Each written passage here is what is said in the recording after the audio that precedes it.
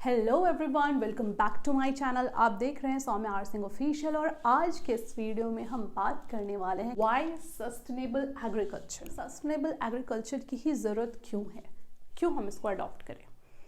तो इसका आंसर ये है कि ह्यूमन के बढ़ते पॉपुलेशन के वजह से हमारे इन्वायरमेंट में प्रेजेंट जितने भी रिसोर्सेज हैं, चाहे वो लैंड हो, सॉइल हो, फॉसिल्स फ्यूल हो, इन सारे चीज़ों को ह्यूमन ने ओवर एक्सप्लॉइट कर दिया अपनी नीड्स को फुलफिल करने के लिए।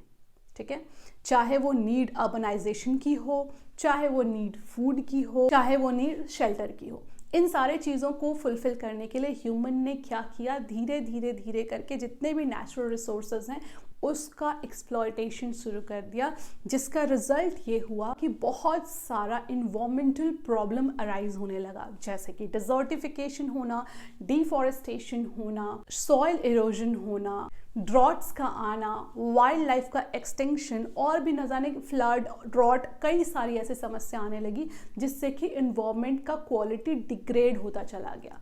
तो इस सब को देखते हुए हमें कोई एक ऐसा मेथड, ऐसा फॉर्म ऑफ एग्रीकल्चर अपनाना चाहिए जिससे कि हम फूड की डिमांड को भी फुलफिल कर सकें, ज़्यादा अमाउंट में फूड प्रोडक्शन कर सकें, लेकिन बिना इन्वायरमेंट की क्वालिटी को डिग्रेड किए, बिना नेचुरल रिसोर्सेज को ओवर एक्सप्लॉइट किए। सो इसीलिए एक ऐसा फॉर्म ऑफ एग्रीकल्चर डिसाइड किया गया जिसमें कि आप इन्वायरमेंट की क्वालिटी को बिना डिग्रेड किए फूड प्रोडक्शन कर सकते हो। और वो मेथड ऑफ एग्रीकल्चर क्या है? सस्टेनेबल एग्रीकल्चर है। और उसके अंडर बहुत सारे एग्रीकल्चरल मेथड्स आते हैं, डिफरेंट टाइप ऑफ एग्रीकल्चर, जिसमें मैंने बताया था अभी क्रॉप रोटेशन आता है, इंटरक्रॉपिंग आता है, मिक्स्ड फार्मिंग आता है, बहुत सारे मेथड ऑफ एग्रीकल्चर आते हैं। तो क्लियर हो गया कि व्हाई सस्टेनेबल एग्रीकल्चर। चलिए आगे बढ़े। सस्टेनेबल एग्रीकल्चर तो क्लियर हो गया, बता भी दिया कि क्यों वो बेनिफिशियल है, लेकिन उसको मैंने पॉइंट में मेंशन किया है क्योंकि क्वेश्चन कई बार पूछता है what are the advantages of sustainable agriculture. तो सबसे फर्स्ट पॉइंट है कि it achieves the integration of natural biological cycle and controls.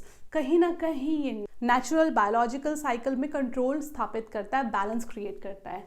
साथ ही साथ ये प्रोटेक्ट करता है और रिन्यू करता है सॉइल फर्टिलिटी को, यानी सॉइल की फर्टिलिटी ख़त्म ना हो, डिजर्टिफिकेशन जैसे चीज़ ना हो जाए, उसको बचाने का काम करता है, प्रोटेक्ट करता है और रिन्यू भी करता है, और जितने भी नेचुरल रिसोर्सेज है उनको भी प्रोटेक्ट करने का काम करता है। साथ ही साथ नॉन रिन्यूएबल रिसोर्सेज के यूज़ को रिड्यूस करता है, यानी वो रिसोर्स जो जल्दी नहीं बनते, बनने में कई मिलियंस ऑफ ईयर लगते हैं, उनके यूज़ को कम करके भी आप बहुत सारे फूड प्रोडक्शन कर सकते हैं, उसमें भी मदद करता है। यानी नॉन रिन्यूएबल रिसोर्स के यूज़ को कम, रिड्यूस करता है। It provide adequate and dependable form of income. कहीं ना कहीं इस मेथड से जब आप एग्रीकल्चर कर रहे हो और अगर आपका फूड प्रोडक्शन काफ़ी ज़्यादा हो रहा है तो इनकम आपका कॉमन सी बात है कि बढ़ेगा ही।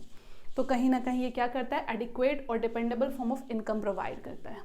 साथ ही it promote opportunity in family farming and farmer community. वही बात है कि एडिक्वेट अमाउंट ऑफ इनकम अगर जनरेट होगा तो कहीं ना कहीं इनको सपोर्ट मिलेगा, अपॉर्चुनिटी मिलेगी, जो कि फार्मर्स की फैमिली है या फिर वो फैमिली जो कि एग्रीकल्चर पे ही डिपेंडेंट है। क्लियर है? अगर आपको ये सारी चीज़ें क्लियर हो गई हैं तो मेरे चैनल को लाइक और सब्सक्राइब करना ना भूलें। Thank you so much for watching. स्वस्थ रहें, खुश रहें।